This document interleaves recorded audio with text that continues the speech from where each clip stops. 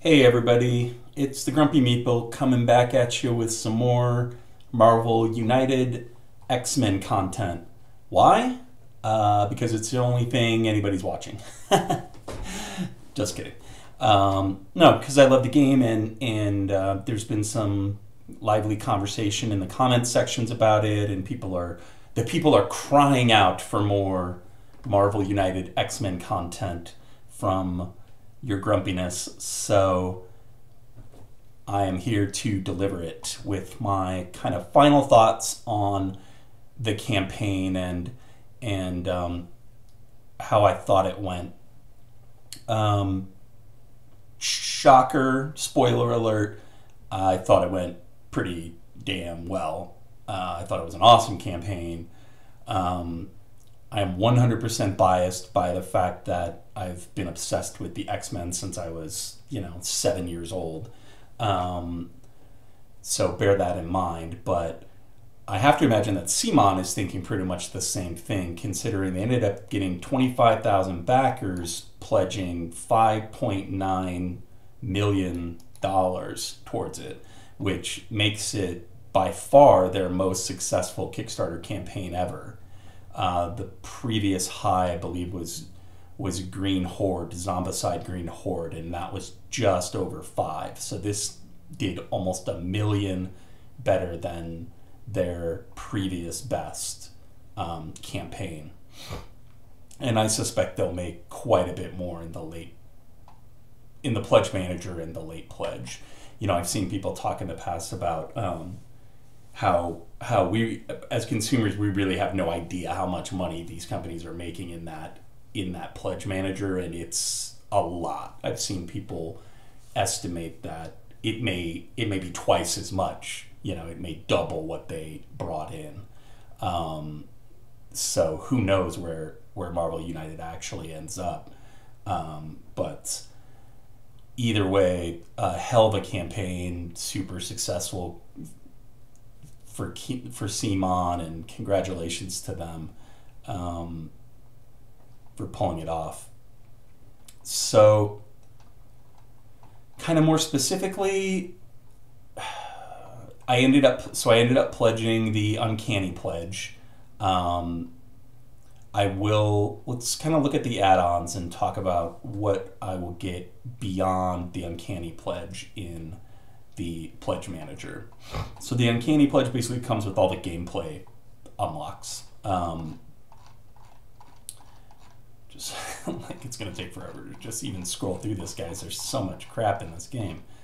Here we go. So what will I be adding beyond that pledge?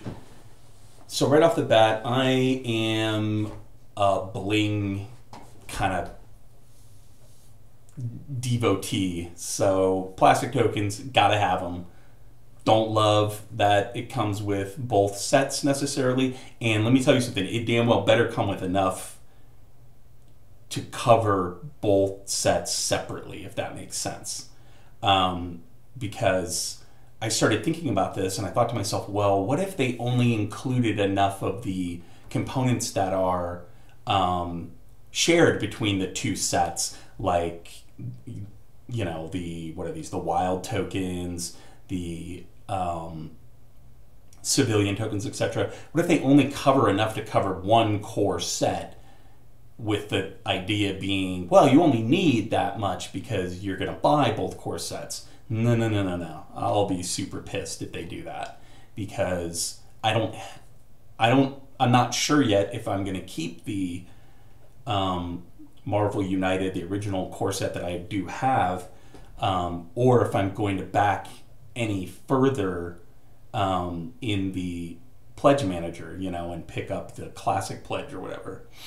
And I don't want to feel forced to do so. And also just, there's a use case for splitting this stuff up. I mean, you would want, for this to be truly worth it, you would want enough tokens to put in both boxes so that you can just pull down Marvel United X-Men and play that and not have to dig around for the tokens in a separate box, not have to combine all this stuff. And so it's 250 tokens, so that's a lot. I'm just hoping that every single token that comes in any box for either of these games is replicated one-to-one, and that there's no kind of, there's no kind of combination or whatever. And maybe I'll check the kind of update for this. I don't. Let's look real quick. Maybe they call it out. Yeah.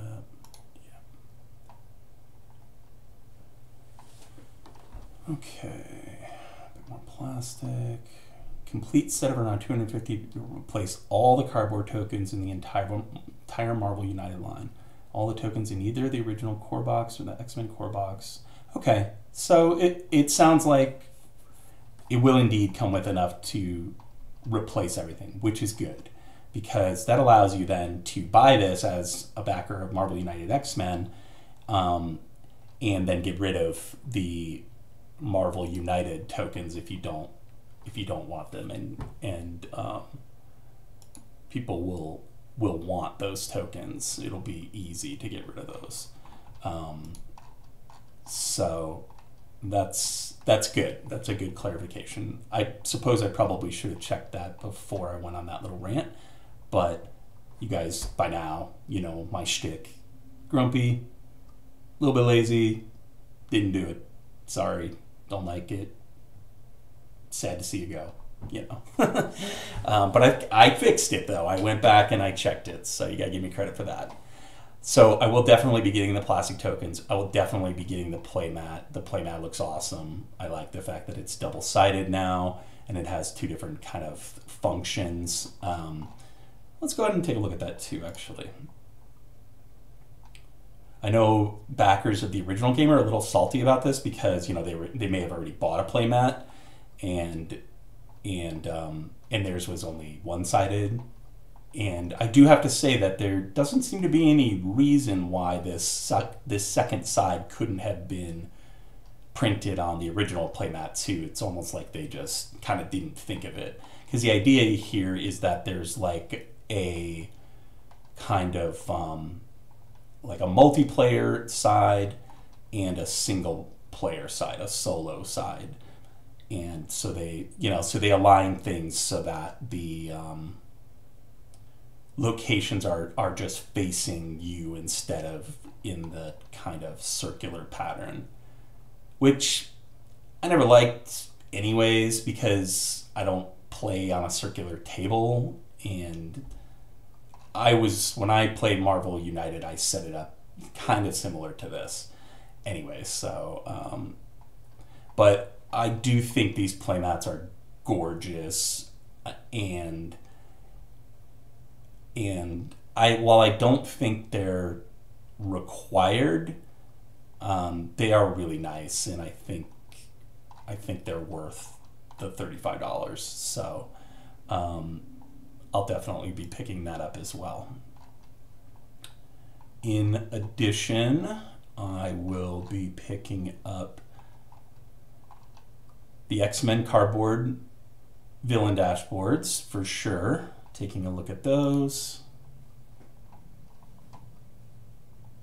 This is one of the things that I don't like about the core game, actually. There's just no dancing around it.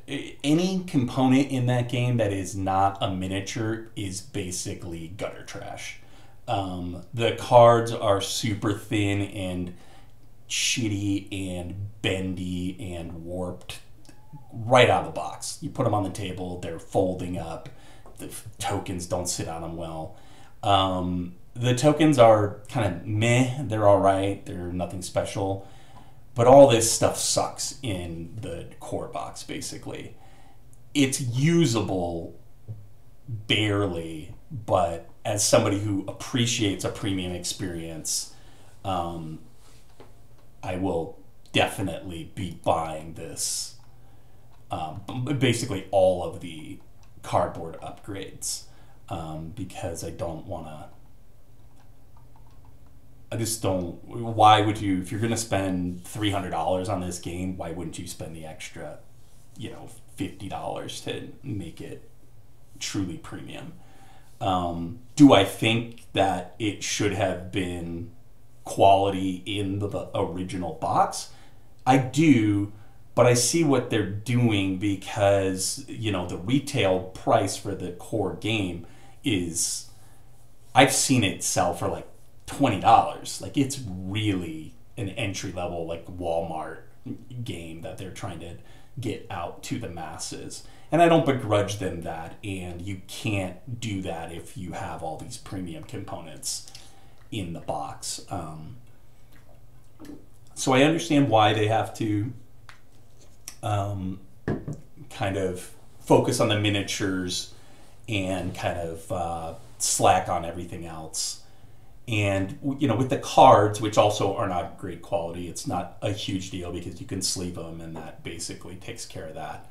But these dashboards, you can't do anything with these. Same thing with the locations. I don't know if there are location sleeves out there. There may well be.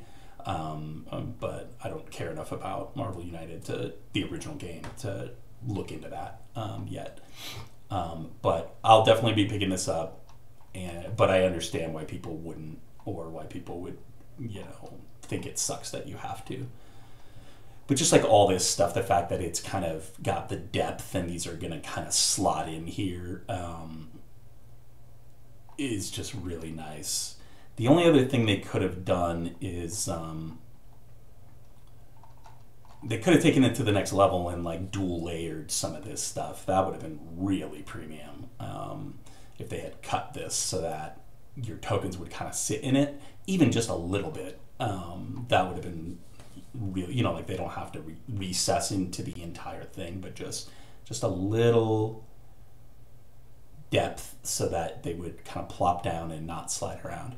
That would have been really nice, but I don't believe they went quite that far. In terms of the classic cardboard villain dashboards, that'll depend on if I back the classic game. I will say this is the kind of thing that will retain its value, I believe. So easy to just buy it, and if you end up getting some of this stuff, great. If you don't, it's perfect trade fodder or kind of flip fodder, because people are going to want that. People are going to discover this game in 2 years and say the exact same thing I said, which is, whoa, boy, these components are hot trash, except for the miniatures, and they're going to want to replace them, and they're not going to be able to. So you maybe get some good trades out of that, whatever, I don't know. So I'll be picking that up for X-Men at the very least, and probably for the classic too. And then I will definitely be picking up the cardboard locations. This is the same kind of theory that I have with the villain dashboards. The location cards in the core game are throwaway trash, and so I'm not happy to have to spend more to replace them with halfway decent card stock, cardboard. But I'm willing to, because it's just like, I want to say I played Marvel United, my core box, 3 times, and by the 3rd time I was already in a position where those cards were flexing and warping so much on the table that that it was like, a problem to like get the tokens to sit on there and whatnot. At least 1 or 2 of them, and that's just unacceptable, and the sign of kind of crappy, too thin, paper basically. So for those cards, so happy to willing to buy the upgrade to bling out this kind of bling worthy game, because one of the things that I've mentioned in other videos is that I look at this almost as much as a collectible as I do a board game with all these miniatures. You're basically spending, if you blinged this thing out to the max and got all the miniatures and everything, you're still spending less than you're going to spend on a single like sideshow premium format statue or something like that. of a single character, you know, and you're getting like literally hundreds of miniatures. Now it's not the same scale and everything, but it's still cool. You could cover your whole damn house in these miniatures. It seems like, and so even if you never played the game and you just wanted the miniatures, I think there's an argument to be made for that still being a good value, because of the sheer amount of stuff and the fact that it's all this, you know, like licensed, like, you know, Marvel stuff. So yeah, so those are all the add-ons that I know I'm going to be getting. In terms of the classic optional buys, I'm still thinking about it. I do have young children who love the Avengers and everything. Although my son, we recently started watching, and you'll see him in the Grumpy and Son series. If you check that out, you can see him farting all over me in my in our video about Zombie Kids Evolution. But I got him into the X-Men animated show recently, and he really likes that, and he's really connected with the X-Men. So he's actually excited about the X-Men set, but I could imagine him, you know, also wanting to play as Spider-Man and Thor and stuff. So I may end up getting this just because there are a ton of really cool characters. Don't get me wrong, I've read tons of Avengers comics and Thor in particular and Spider-Man. I just am not... I don't have like a knee-jerk like love reaction to it, and also it is played out, right? Like, how many Marvel games, core universe Marvel games, are there out right now? There's at least 3 that I can think of right off the top of my head. There's Marvel United, there's Marvel Champions, there's the miniatures game, Crisis Protocol. And so it, you know, and with all the movies and everything, I mean, this side of the franchise has been well represented. The X-Men side has not really been, in the last 20 years at least. So, but we'll see. I'll probably end up getting this, and if I do, I'll end up getting all of this stuff too. I will get the classic locations as well as the classic cardboard villains. So we'll see where I end up with that. But yeah, in terms of my thoughts about the campaign, in general I feel like I've covered it pretty extensively in my previous videos. I really couldn't be happier with the unlocks and the stretch goals that we ended up getting. There's just a ton of really awesome, like, not obvious, kind of esoteric stuff in here for these characters, these heroes, these villains. They really represented the whole range of the kind of Marvel history. You know, Dazzler is kind of a 70s, late 70s, early 80s character. Longshot's your mid 80s. Polaris and Strong Guy started featuring, I think, more heavily in the late 80s, early 90s with X Factor.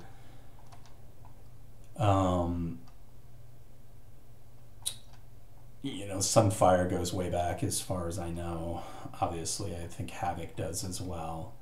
And then you've got representation from kind of the 2000s with characters like Phantom X, Pixie, you know, X-23. So you've got some recent stuff. You've got the whole, like, kind of core, you know, like the original classic X-Men in the expansion. Kitty Pryde's another kind of legacy character.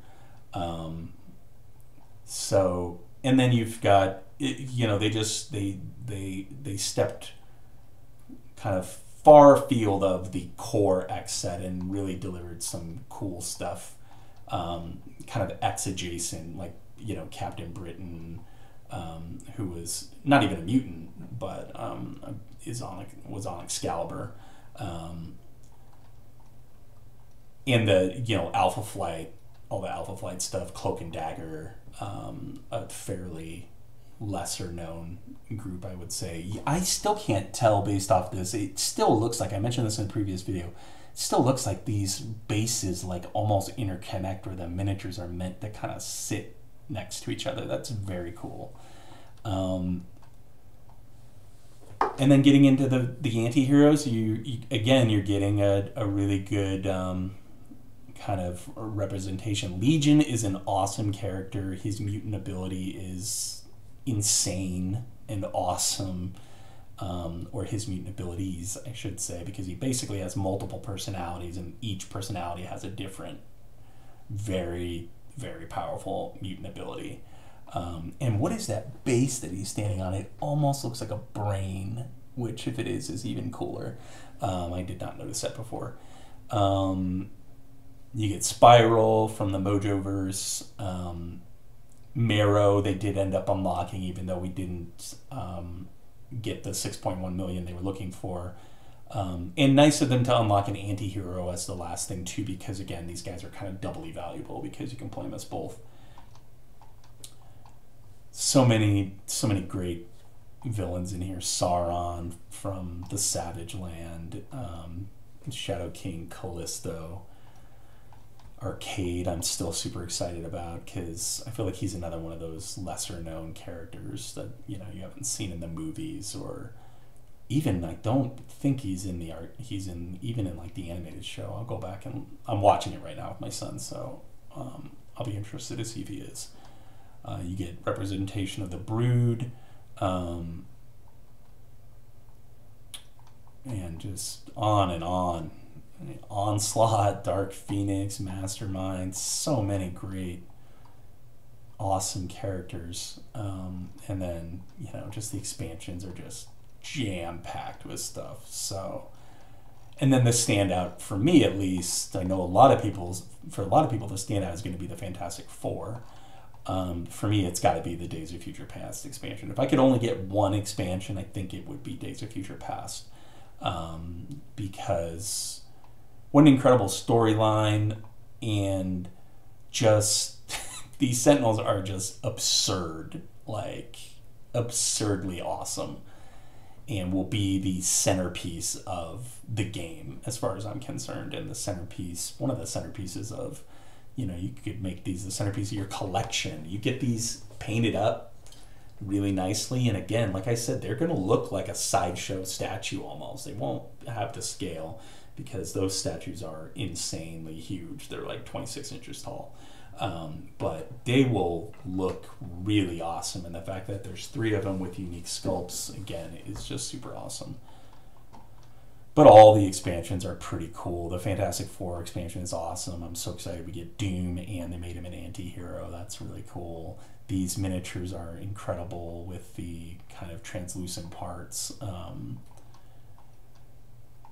The only one, again, that I've expressed my grievances with Blue and Gold team. I just don't really care about the kind of team versus team, and I think it's dumb thematically. But the only expansion I truly am kind of apathetic about is the Phoenix 5. And maybe I'll get more into it. Maybe I haven't really looked at their power sets and their abilities and stuff. And it's good to have more villains. It's just, if I was picking the top 5 X-Men stories, this would not be on that list. But whatever, it's fine. So, what's the way forward now at least with my coverage of X-Men Marvel United?